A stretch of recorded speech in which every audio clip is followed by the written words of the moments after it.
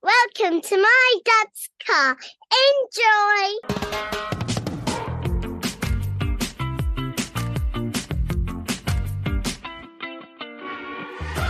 Welcome to My Dad's Car, a podcast discussing our personal relationship with automotive nostalgia. And you know what? It doesn't even have to be about your dad's car. It can be your mum's, your grand's, your parents', guardians, or even a neighbour's. If it made an impression, let's talk about it.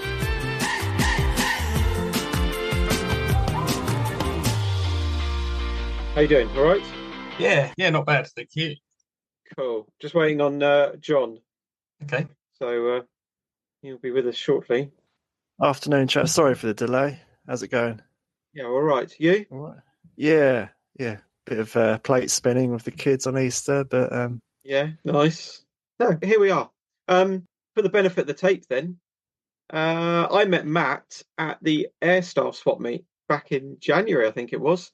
He was sat there with a table full of drawings that he's done of people's cars, and I thought this might be an interesting chap. So I walked over and had a bit of a natter with him, and told him the premise of the podcast, and he found it interesting, and here we are.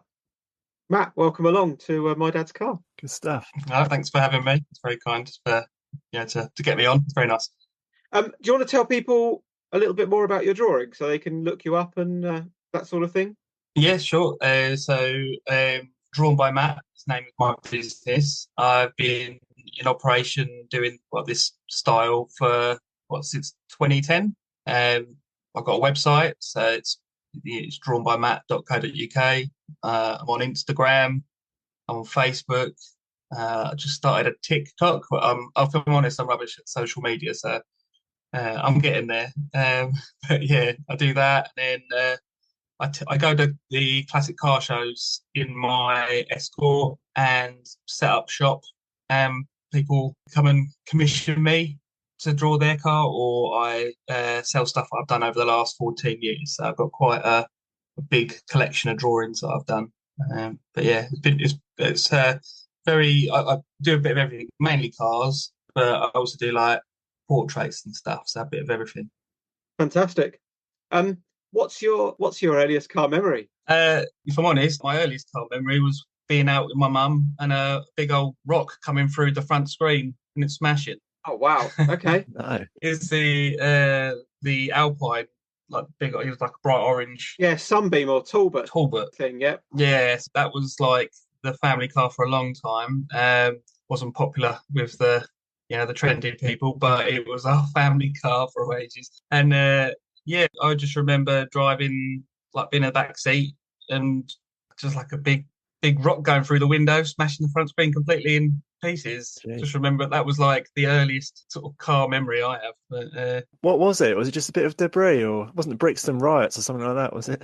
someone had thrown it. Oh no! Someone had thrown it. Yeah. Jeez. It's like my mum didn't have a clue what to do, so she just pulled over and got my dad to come and help out. But yeah, it was pretty scary at the time. Nasty. I think it opened my eyes to, I guess, the dangers of what's around you in cars and stuff. You know what I mean? Because it could be anything. It could be debris. I've had that before. So, but yeah, that's as far back as I remember with regards to cars. I mean, my family, they went through cars like, I don't know, like so many cars throughout the years. It's pretty unreal. They're always cheap pieces of rubbish, to be honest with you. So not popular in the slightest. What sort of age do you think you were when the rock incident happened? I must have been about 4 or 5, maybe. It's quite young. I was young. I remember it because I just remember being like terrified of things going through the window again. You know what I mean? Yeah. And then obviously Final Destination come out when I was a bit older, and then it's like, oh, okay, this is real. You get logs through the window and stuff. You know what I mean? Was it just you and your mum in the car, or you got brothers or sisters, or? My brother was in the car as well. We were both in the back, and then it was my mum just at the front. Yeah. But yeah, I say there was no injuries or anything like that. I just think we were all just traumatized. Yeah. But yeah, someone had thrown it from the side of the road.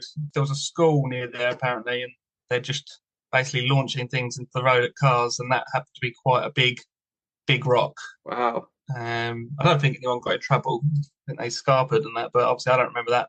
I just remember that being like the incident with that particular car. I mean, that car was unlucky, if I'm honest.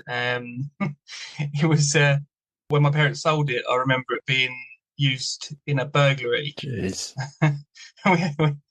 we had the police turn up and say, "Oh, is this your car?" It's like, "No, I've sold that," and it was used in a robbery. So there you go. Wow. That's You're not the second first one, person. Yeah. Go on, Andy. Yeah. Well, I suppose it's easy to.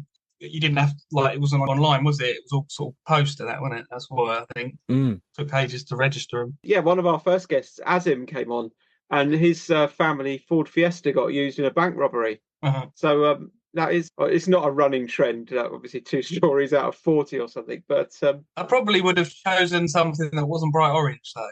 You know, I'd have gone for something else. But yeah, maybe they're going for the a bit like sort of, if you put a high vis jacket on, you can get away with anything these days. Yeah, that's true. So apparently that's not something I do. Yeah, but give us 50 quid, mate. Yeah, maybe that was it. Yeah, take us back to the Talbot Alpine. Do you remember anything more about kind of what was inside? Was there any sort of music being played or? Yeah. Oh, we had a family album that literally it stayed with us for years and years to come. It was Aha. It was the album, and you can get it on Spotify now, the Aha album. But it wasn't they never played the what's their one, Take On Me. It wasn't that one. It was always the unknown songs that they were playing, like the stuff that nobody ever heard of, which is obviously ingrained in my memory now. But yeah, literally I had this on tape and it went everywhere. It went from car to car to car to car, and I just remember there were songs for every occasion on that album. I remember we were driving to Macro. It was a warehouse, like one of those wholesaler warehouses, because my mum, she had her own shop, so she had a trade card and all this sort of stuff. And I remember we're driving there, the window wipers weren't working. This wasn't on the Talbot, this was on a Cavalier that we had. And driving there, window wipers weren't working at all. It was chucking it down with rain. And the most saddest song from Aha was playing. And it was just I swear she kept rewinding it and putting it on repeat. It was proper depressing. And I was like, the weather. And I just remember my dad, because he was driving, my mum was co-pilot, and he was having to reach out, manually do the window wipers, trying to move them. It was, oh God, I'd say there was that album. There was that one, and I always remember UB40. My dad, he absolutely loves UB40. He still to this day he loves it. But I remember him playing that, and I don't know why. I always thought, random memory, but I always remember thinking that the lead singer looked like I always envisioned him looking like Jeremy Beadle, and I don't know why. I have no idea why. That's such a random memory, but yeah, it was those 2 albums that we listened to. But Aha, and there was a song called Touchy. If you ever get a chance, listen to Touchy. It's a catchy song even today. So yeah, give it a listen. Little musical tip, thank you. Yeah, it's quite nice that the Aha album that you had wasn't the mainstream thing in a way, because I think I had a similar thing. My dad had this Queen album in the car, but it's not a well-known one. I think it's the last album they did, actually, or penultimate. And all the songs on it are very rarely played anywhere. Yeah. So when I sort of say I don't mind Queen, it tends to be the more sort of hidden stuff compared to all the stuff everyone associates with Queen. But yeah, it sounds like a similar thing with the Aha experience. Yeah. I suppose we do it today, really, don't we? Always look out for sort of unheard of songs, and then as soon as they get commercial, kind of stop listening to them. Maybe that's what it is. Yeah. But yeah, I say some of the songs you would never have ever heard of, to be honest with you. And are Aha on your Spotify playlist now? Yeah. You can save I still listen to them. So in my Escort, I still have a tape player. I don't have the tape anymore, but I have a cassette that has the auxiliary cable. Yeah. And then I've got an adapter that goes to USB-C. So I plug my phone into my Escort when I'm driving it, and I listen to Aha. When I'm out in the Escort, I will listen to the old songs that I used to listen to. The other one is the Lighthouse Family. Oh, nice. Yeah. That's a classic. Yeah. Yeah. My dad used to listen to that and his little Fiesta. I always remember. And he'd be out delivering pizzas and listening to the Lighthouse Family. So I could probably earning a crust. Yeah, that's it. Very good. Lighthouse Family had a real hot streak, didn't they? And then they just sort of disappeared off the face of the earth, it seems. They really did. I mean, that album must have hit after hit. It might have been across 2 albums, actually. I'm not sure, but Yeah, God. yeah. Music for me is a massive part of the driving scene. So obviously, I love going out in my cars, and it's what connects me, if I'm honest, to my childhood. Is the music that we were listening to in those cars. It just brings back so many memories. So I think it's a very powerful tool, isn't it? Mm. So what came after the Talbot? You mentioned a Cavalier, I think. Yeah, oh, a few of those. So I remember after that one, I've got a list prepared. So the Talbot Alpine, that was my dad's. And at the same time, my mum had Monty, the silver Austin Metro. They were the family cars for ages. Yeah. And then I remember after that one, we had the Escort. Yeah, the Mark III Escort. This one was a white one, though. I remember it was like, I thought it was possessed, this particular one, because it was like you turn the engine off and it would start itself back up without a key. It was brand new, this car. It was brand new from Ford. They took it back, obviously, and they changed it. But I always remember, it was like you'd leave it outside. And my parents at the time, they didn't have a driveway, so they'd park on the road and they'd go in, and then you'd get a knock on the door and it would be someone saying, do you know your engine's still running? And they're like, what? And we took that one back and swapped it for another one. So is that the red one that replaced it? Yeah. It was a maroon colour that we had. Yeah. Yeah, that was pretty cool. But that's so strange. The thing is, I love Ford. I'm biased, so even that doesn't put me off. I would have figured out how to fix it. That would have been my thing. But I remember after that one we had an Orion. Okay. And this was, for me, the coolest car. It's still today. It was fantastic. It was a blue. It was like a sort of mid-blue, 2 tones. You had the black bottom, and then you had the sort of like mid-blue colour Orion 1.6, and it had a boot spoiler on it. And I was like, that's the car I want. That's the car. Obviously, I haven't got one of those, but yeah, it's that was just an incredible car. But actually, when I look back now, there was nothing to it really. Yeah. It's such a simple car. Were your parents buying these new or from a garage, I guess, if the car went back? Well, that's that. So the one new one that they bought was the white Mark III Escort. I think it was like a 1.3 or something they had. And then they took that back and then they swapped it and then they had the maroon one. And it wasn't many years after that they actually got rid of it. And then they started buying your cheap stuff. You know what I mean? I think they were burned from it and they were like, no, we're not going to do that anymore. Because then after that, we just had car after car. I mean, they didn't even last 5 minutes, these cars. They'd get rid of them. And back then, cars were like 50 quid. You know what I mean? So it was easy to get rid of them. But like the list, there's quite a lot when I think about it. I've got some random ones for you. Now, I don't know if you know anyone that ever had a Lada Samara. Have you ever heard of one of those? I don't think I have. It is a box on wheels. It's kind of a hatchback, though, isn't it?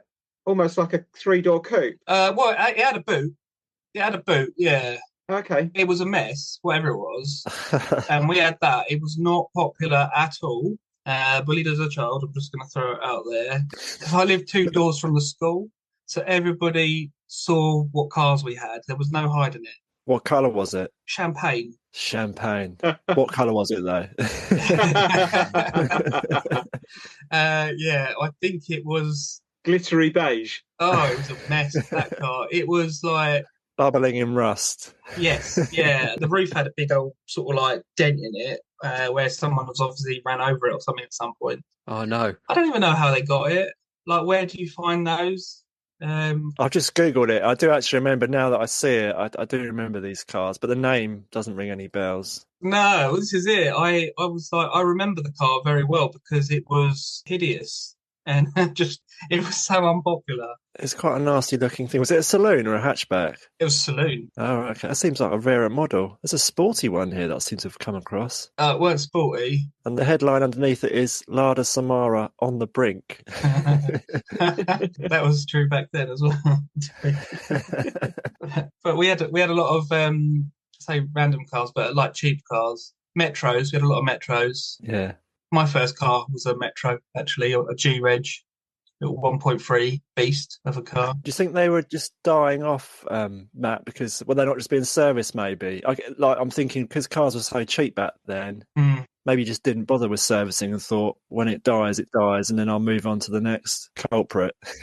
Well, my dad was very hands-on with cars. Was he? Yeah. Okay. Like, he always used to fix cars. I mean, I remember him taking like cars to pieces in our garage that was sort of in our back garden at the time. And he was a tool maker. So my dad was a tool maker for 30 years before he got replaced by like robots or whatever. But he had every tool known to man. So if he ever needed anything bespoke for fixing it, he would make it.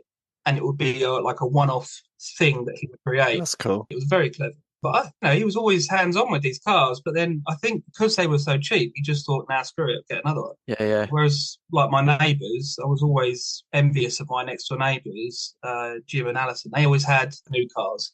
And they were Ford. They were Ford people. And I think maybe that rubbed off on me as well. He always had Mondeos. And he had Sierras as well at the time. He went from Sierra, and when they died, and they were always brand new. He had them, and then he was always playing Genesis because he would wash his cars on his drive, and he'd be listening to Genesis on loudspeaker. And and she always had little Fiestas. So maybe that's where it rubbed off from, because as I say, I think it's in my veins, the Fords.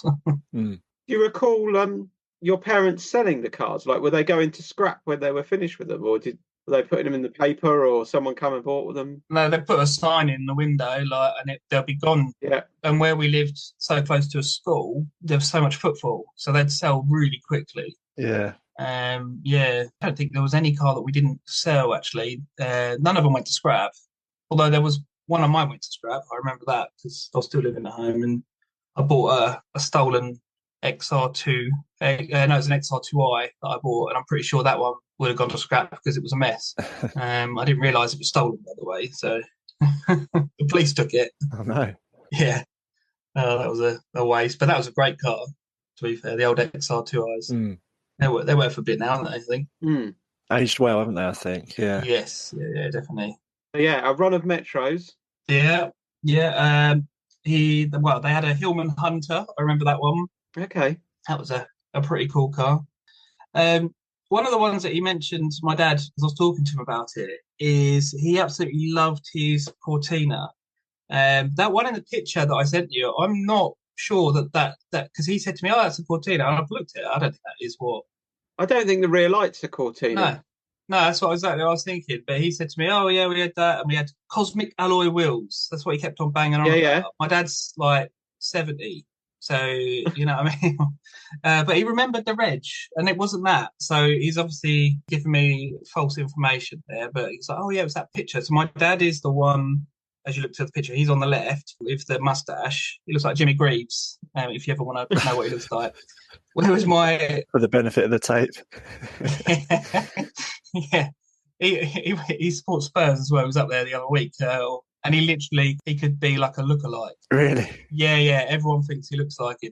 He has hair in that picture, so because he was a bit younger, but now he looks. Is this the one that's in the garage, Matt? Yeah. The picture. Yeah, in the garage. Yeah. Okay. Yeah. I'm trying to figure out what car that is because I don't. The rear lights aren't right on that, but then if you look at the shutter line on the boot, it is kind of put on sort of. Yeah, the rear fuel filler's quite Ford as well, isn't it, for the era? But yeah, we'll post it up. We'll find out what it is. Yeah, I guess I'm going to find out what it is because it's bugging me now. Yeah. Could still be out there. Who knows? Well, there's no information on the DVLA about it, so if it is out there... Is there not? Oh, okay. I suppose it's old enough not to drop off the books on it, really, maybe. Yeah. But he loved that car in the garage. I remember that. And then he had his Mark II Cortina. And then the reg on the Cortina, RAP 735G. So if that's still out there, I have no idea. That probably ended up being scrapped. But that one was his pride and joy. Okay. Because we used to always have a place with a garage so he could put his car in it. That was like the rule. Nice. I said to Andy when I saw that picture, obviously in the garage, I said, there's no way you get anything in that nowadays, is there? So small. Nah. It's so funny when you see an older car. I think it was behind a Morris Minor the other day. I said to the kids, look at that car in front of us, how small it is. And it literally looked like sort of half the width of some of the modern stuff. It's incredible. Yeah, so one of my cars is Triumph Herald. Okay, yeah. And that is a diddy little car. Yeah. Yeah, that's a tiny little thing. Doesn't weigh anything either. Yeah. And then my daily driver is a Nissan X-Trail. So when I park behind it, or I follow my wife in it when she drives, because it's her car really. Because I love my Ford, I'll stick with my Escort. Yeah. It's like I can barely see the car over my bonnet. It's so small. I think you really notice it. I want to go real sort of Nigel and Ken topic here, but when you go into like a supermarket or an old style supermarket, the bays are so small, aren't they, with the new cars? But if you go into like a modernised, freshly built one, they're a bit more forgiving. Yeah. I mean, that's why I'm quite jammy though, because I have a blue badge. I've got MS, so whenever I go out in my old cars, obviously I take my blue badge with me and I'll put it in the window so I don't get. The bays are incredibly big for me in my tiny little cars, which is fantastic because I don't want anyone hitting there. Probably do a 3-point turn in one, couldn't you? Probably, yeah. Yeah. Oh, this crazy how big the cars are getting today, and they only get bigger. Yeah. I think they're looking to start charging people with big cars more to park. I think that's the next thing they're looking to do. Yeah. I think there's been a bit of a campaign. I don't know if it's recent, but I've seen it going around more recently anyways, like these big pickup trucks where the bonnet is like twice the size of a toddler and there's just no way you'll be able to see anyone. No. I guess it's just following the Americanized sort of way, isn't it, with their big trucks and whatnot. The roads here aren't made for it, though. Correct, yeah. I've driven in America.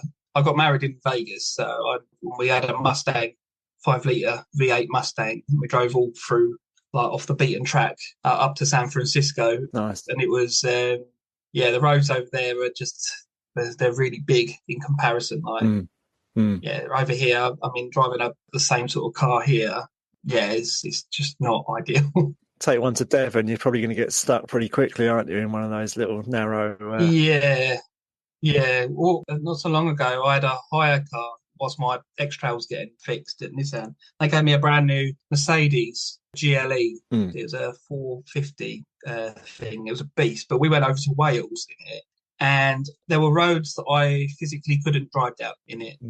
I had to reverse. Thank the Lord there was so many cameras on it because I almost drove it off the edge of like a cliff, but it's fine. Honestly, yeah, they're so big and it's just a bit, I don't know, do you need it?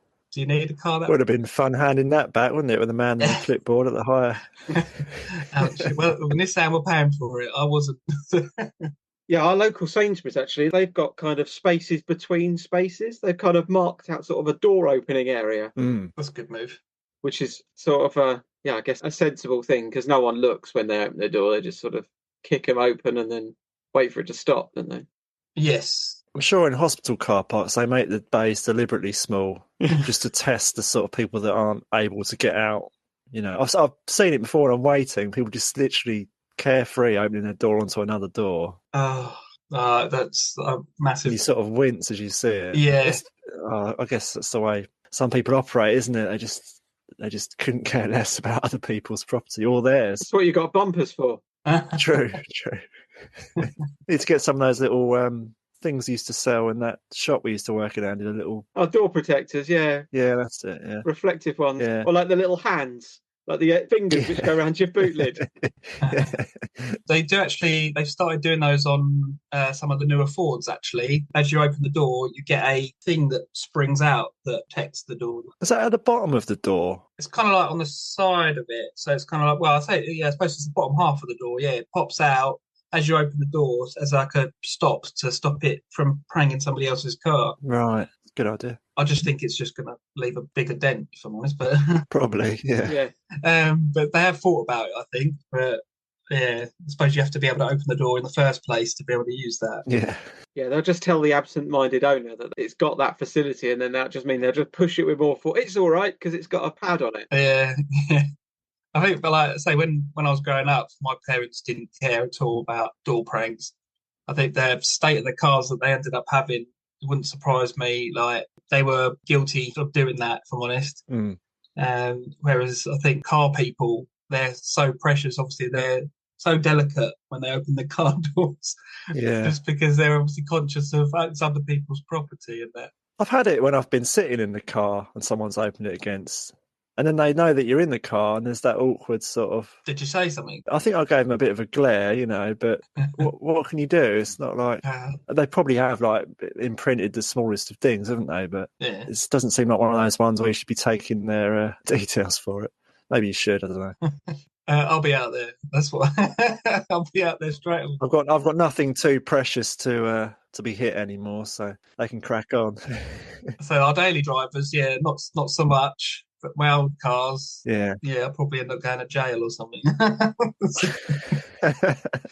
Do you remember breaking down in any of these old bangers? If they were buying kind of rubbish, if you like. Oh yeah, all the time, and they never had breakdown cover or anything like that. All the time, we just sat at the side of the road. Cheating, really, isn't it? Breakdown cover. Yeah, well, I have it because I needed it the other week. I broke down in the Herald. That was fun. Nowadays, I can't go anywhere without breakdown. Like I had brakes fail on me in the Escort a few years ago, and I wasn't chancing that on the way home. God. But yeah, my parents, they would just call somebody like Richard, who's the other guy in that picture in the garage. He was a panel beater. That's what he used to do. But he would be the go-to guy that would come out and sort of help you. Like he'll get you back on the way, and it would always be some kind of little bodge to get you back home, kind of thing. Yeah. But so many times we break down. I remember the head gasket went on. They had a little 1.1 Fiesta that Popular was Mark III. Tap it special. Yeah, sewing machine. Well, I own one of those. My Mark IV Escort is a sewing machine, but no, I remember that broke down. It was just constantly overheating, and he just brought us out a load of water so that we could sort of nurse it home. Yeah. Like get back a bit further, cool it down, let it cool down for a bit, fill it up with water, carry on. And then you're getting, I don't know, it must have been only about 200-300 yards, and you have to stop again. It took forever. Honestly, it's like... Did he have any restrictions in terms of logistics of the distance that you'd be willing to actually travel to fix? No. That's proper, isn't it? I remember we used to go on holiday in Weymouth and Devon and all that sort of stuff. And yeah, we'd just go for it. We broke down all the time. We had another, was it Lee Sibley, Andy, whose dad's friend had a contact? Yeah, his dad's mate. Yeah. Yeah, you could just call up and say, I'm 4 hours away. And he'd be like, well, I'll see you in 4 hours. And off he went. That was basically what we had. Yeah. Amazing, yeah. It was like your own personal breakdown cover. But, yeah. Pay them with beer. Imagine the cost of that now. Calling someone out wouldn't be good. Yeah, it's 200 quid in fuel before you've done anything else. Yeah. Yeah. £100 to take a deep intake of air. Haven't got the part on board, sorry. Yeah. I listened to your podcast about the NEC, by the way, because I was up there. Okay, yeah. That was really good. I enjoyed all the different segments that you had of the different people. There was such a wide variety of people. So that was really good. But I was up there. I saw a guy with the XR3i that you spoke to. What was it? He had it was for something. I think he was from Ireland. Yes. And he was telling you about his past. That was pretty intense. But I was listening, I was like, oh my God. Jim, I think his name was. He was a character. I've got a photo of his car, actually, because obviously he's drawn to it, But it was, that was quite fascinating to listen to, actually. I liked that show that you had such a wide variety of cars, obviously practical classics, clearly, that weren't the norm. Like I go to a lot of car shows, as you probably do as well, and you end up seeing a lot of the same thing. Yeah. And I thought that at that particular show, there were cars that I'd never even seen before in my life. And I was quite fascinated at some of them, to be honest with you. There was a really, really nice, it was a little Fiesta Shell, but it was the Healy one. Did you see that? A green one, US one. Yeah. Yeah. Yeah, I was salivating over that one. I wanted that. But there were some amazing cars. And there was another guy that I see. He's got a Renault 10. Okay. His name's Jeff, and he does Facebook live streaming. And he was there, and I was having a good old look in his car because he's put proper carpet in the floor and on the headliner and that. Really strange. Okay. But that's what I like about these old cars is that you can just you can customise it, can't you? You know what I mean? Maybe it's one that you could take something down yourself one day. Yeah, maybe. I mean, mine is a practical classic, to be fair. My Escort, it's a 5-door. It's not popular because it's obviously 5-door, but it's very practical. My daughter gets in the back. We go to the shows together. We're going to one tomorrow, actually. Yeah. We're doing a heritage car show. Detlin Hill. Okay. You know, the showground. I don't know if because you're not from Kent, are you? I was born in Kent, and I used to go up to shows around because my dad lived in Gillingham. Okay. So, yeah, I've been to Detlin quite a few times. I'm in Sidcup, which is Kent, really, as we both know, but because I've got not according to the Mayor of London. Bexley. Yeah, no, it's Greater London now. Yeah, or London. No, it's proper London. Whereabouts are you, Matt? I'm in Maidstone. Oh, you're not far then. Yeah, not far. I used to work in Sidcup, actually. So. Did you? Yeah, I wouldn't work there now, though, because none of my cars would be okay. That's it. Yeah. The Herald will be all right. You can go in for free in the Herald. Oh, yeah. I used to work in Kings Hill, which isn't far from... Oh, Kings Hill, yeah. Very nice, yeah. Yeah, big old industrial estate. Good pub there. Do nice beer. Yeah, I know the one. Yeah, Spitfire, I was thinking it. That's it, the Spitfire. Yeah. I don't really go that way, to be fair. I think I had a half-time Guinness there once in the office and walked back. Oh my God, no. There's nowhere around there, though, is there? We can walk. Must be walking for ages. No, I walked back to the office, I mean. Oh, right. It literally is the only drinker around there, I think, yeah. Yeah. I think I've got more stuff now, but it's more of just a industrial estate, isn't it, I think? Yeah. For the benefit of the tape, I was well under the limit on that drive home. Oh, dear. One of the other cars I was going to mention, I wanted to give it a shout out, was my dad's Vauxhall Nova Saloon. You don't see many of them. Nice. 2-door or 4-door? It was a 4-door, yeah. Oh, yeah, it wasn't popular. Nice ones. Also in champagne. Oh, nice. They liked that colour. It was a 1.3 little beast, and it broke down like every other day. So running it on champagne again, wasn't he? Probably. The irony of that is that my dad does like a drink, so it wouldn't surprise me. And maybe that was the hidden meaning, wasn't it? He was buying champagne cars to just say, "Look, I like a drink," but champagne cars and lemonade budget. Yeah, very true. I think he picked that up for about, I think it was like 75 quid or something. You paid for it. Fantastic. And then he made profit on it. That's pretty good. Yeah. But they're popular nowadays. Not then, though. No, not back then. They're probably only popular now because you don't see many of them. If there was still hundreds of them on the road, would people kind of really care? No. I think that's why the reason the practical classic thing is so good is, like you were saying, Matt, a lot of the cars that are there aren't sort of run of the mill, and most of the ones that people go along and see there probably sort of think, oh, so-and-so had one of them, and I remember going in that when I was a kid. I think that's the beauty of going to a show like that. Yeah. In my opinion, anyway, yeah. Yeah, definitely. Yeah, I know a lot of my friends had pretty much all of the Rovers at one point, like even the 75. So, yeah, I thought it was quite good to see the Rovers there, and it wasn't just your sportier versions, you know what I mean? It was quite nice. I was quite impressed with that. They weren't all perfect bodywork. Yeah. And that I really appreciated because it made me feel better about my situation with my cars. I was like, well, these are in the NEC, so it's not that bad. But it was quite nice to see that. And it was nice to see, like, as I say, the more generic models that aren't like it. Because the thing is, I know a lot of people that have got like RS turbos and stuff, and they are fantastic cars. But they're like next level, aren't they? That kind of money. And then, like, at what point do they start becoming individual? Yeah, once you've seen one of those, 4 of them or whatever, in various colours, they're also at a level where you can't do that much to them because they've now got the value in them. Like, you've probably got either Cosworth wheels or sort of polished doglegs or whatever on them, or back spokes, and the interior is all going to be stock Recaro. Yeah. And it's all 90 spec body kit, and you walk past 1, you walk past 5. And similar with VWs, I'm into kind of Mark 1, Mark 2 Golfs. Apart from kind of a change of colour, people do kind of just conform to that sort of style now. Yeah. BBS alloys, lower it, Recaros, job done. Yeah. It looks great. Yeah. Like, don't get me wrong. Like, yeah, I'm not turning one down, but it's when you do kind of walk down that sort of hall at the NEC and you just see kind of a real mixture of stuff. Yeah, it was lovely. It's like they've got a car park from the early 80s and just sort of emptied it out and just sort of spread it into the corners. And Yeah. There is another show, isn't there? I think it's like Festival of the Unexceptional. That's it. Yeah, that one that appeals to me. I don't know how long it will take me to get there, though. I'm not sure where that is located, if I'm honest.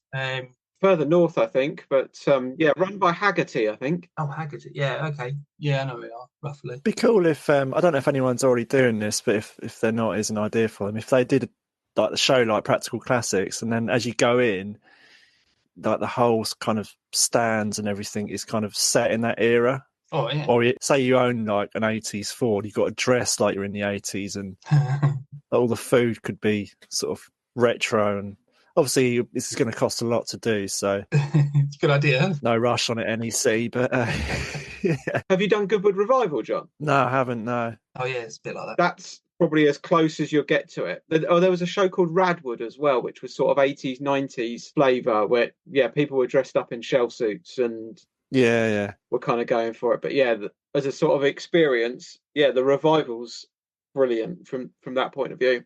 I suppose 80s, 90s would be more appealing because I've kind of lived and seen it. But the Revival, I guess because I'm not from that era, I'd like to do it, don't get me wrong, but probably not as much as a pull for myself. You need to have money to go to that, didn't you? Go to the Revival. That's very true, yeah. I went last year on the Friday. The Friday's a little bit of a hidden secret, which I don't want to tell everyone about. Still paying off the loan, Andy, for a burger. You see all the cars going, but there's not racing, but about a third of the people go. So you still see kind of the famous faces. It's all sort of dressed up as, so it's about 60 quid a ticket, I think. So it's a little bit lumpy, but it's quite the day. Yeah. Good fun. That's a nice place to go as well afterwards, isn't it? If you want to go for drink and food up in Chichester. And Let's spend all day there. There's a show near me that's on a Sunday. It's a vintage and retro show. They have like Lindy Hop dancers and stuff. Yeah. So it's all classic cars and stuff. And then they have these people doing all this sort of dancing and all in uniform and stuff. And then so it's they really try and bring that sort of atmosphere to the show, which is pretty cool. I trade there every year, actually. It's a local one in Maidstone on one of the greens, and it's a really good show for a variety of cars as well. You've got from like the 30s, like all the way up to sort of, I don't think they go, I think it's all pre-90s cars. Mm-hmm. That's kind of got that feel to it where they're trying to get everybody into sort of character, which is quite nice. But it's not on the sort of scale I think you were looking at with, no, the NEC and stuff. I guess it's the sort of thing that the organisers could potentially say to people exhibiting this year. We're sort of encouraging people who are coming to try and get into the era of what they're bringing. I don't know, something like that. But I don't see why the NEC couldn't do that, though, because I think it was like, what was it, 30 quid a ticket, wasn't it? I did on the Sunday. And obviously you've got the people that are trading there. They must pay an absolute fortune because those types of places charge hundreds and hundreds of pounds. I reckon they could do it. Have like zones that are all 80s themed, and then you go into the 90s. Yeah. I'd like a Max Power. Steve, you mentioned that on one of your earlier podcasts. What was her name? Helen, yeah. She mentioned the Max Power stuff. And obviously that's like, I was in my prime at that point. And that would be so cool if they did that. I reckon, I don't know, you got contacts, you guys? Get in there. Have a chat. Andy has. Are you suggesting we put it on? Yeah, do it. Yeah. Might be a bit of a stretch on the budget at this stage. A couple of coffees, go without them. It's going to be Dad's Car Con. Yeah. I've had to remortgage the house.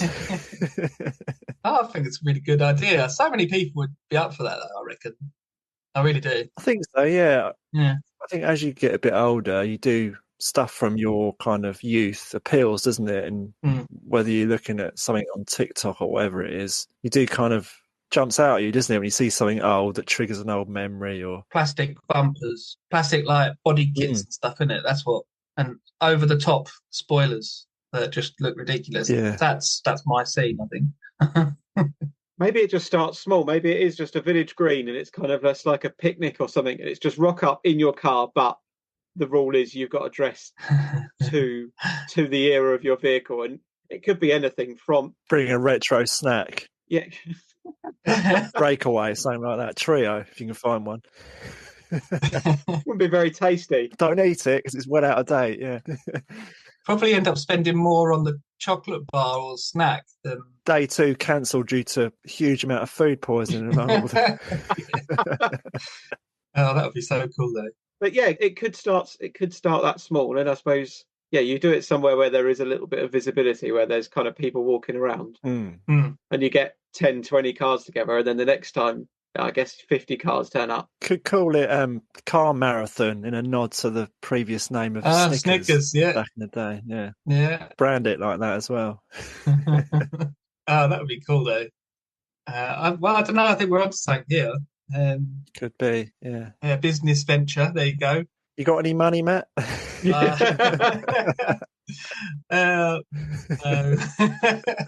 I just spent so much money on it. I've just done a steering rack for my Escort because that's gone. Right. And they're rare as anything, by the way. Trying to find one of those. I've just spent money on that. I've just spent £1,000 on my boot lid that was going to cost £300 initially, but then needed a ton of welding. Oh no. I'm very poor. Yeah. And my wife hates me, but it's I think she got any money? No, I'm not anymore. No. Well, actually, to be fair, she's got more than I have. She doesn't spend it on anything, like any car-related stuff. I just paid for her MOT and everything. She's got me well trained, I think. Yeah. I don't know how much can you get for a kidney. Not checked recently. What's going right? I'll sell one of those. One previous owner. Yeah. Full service history. Imagine if you could do that with body organs, but it would be a little bit like just tapping on your phone to pay. So it'd be connected to donor card, and you just tap your phone to pay, and they're like, that's one kidney, sir. So you just tap that, you're like, that just knocks it off your donor card. That at some point you've got to give a kidney to that company. This is a bit random, sorry. And there's a film like this, isn't there? Repo Men or something. And they're like, oh really? Yeah, I'm pretty sure this is similar to a film where they get artificial things to replace they sell their organs, and that on something along those lines. Could be in like a sort of magazine you find WH Smith, be like Auto Trader, Organ Trader, all the abbreviations for sort of one previous owner. Smokes a little bit on startup, lungs. Yeah, non-drinker. 10 fingers and 10 toes. There's money everywhere. I'm just throwing. Yeah. Okay, let's wrap it up. All right. It's getting a bit random, and I probably ought to do some work. Thank you very much for joining us, Matt. It's been good fun. Thanks, Matt. Yeah, thank you very much. Yeah, all the best. You too. Thank you for your support as well. Been good to have you on board. Cheers, mate. Take care. Bye. Bye-bye. Cool. There we go. It's good fun, wasn't it? Yeah, it took a bit of a twist, didn't it? It did.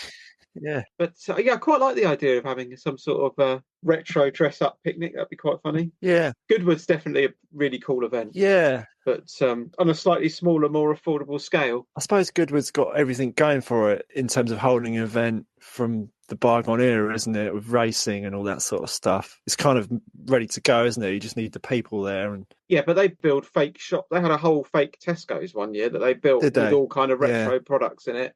And everyone dresses up. They've shipped steam trains in and things like that before. Nice. It's mad the amount of money they spend there to do it. Yeah. Yeah, just the whole kind of feel and vibe is it's just really cool. Mm. Yeah, one for the bucket list. Yeah, I should do it. It's crazy that I haven't done that one actually. I've done obviously Foz, but I felt with that one, once you've done it, I'm not really inclined to do it again. And also the way that cars, I think last time I went there, when the cars are sort of motoring around, it all just seemed like they sounded the same and not necessarily looked the same, but that engine note is very of the modern stuff anyway. It's kind of seemed a bit generic these days, but I suppose I'm a bit of a dinosaur in that respect. Yeah, it's worth considering. I've got to look at tickets. So go with my brother normally. I'll let you know what the damage is. Yeah. Keep me posted. Yeah.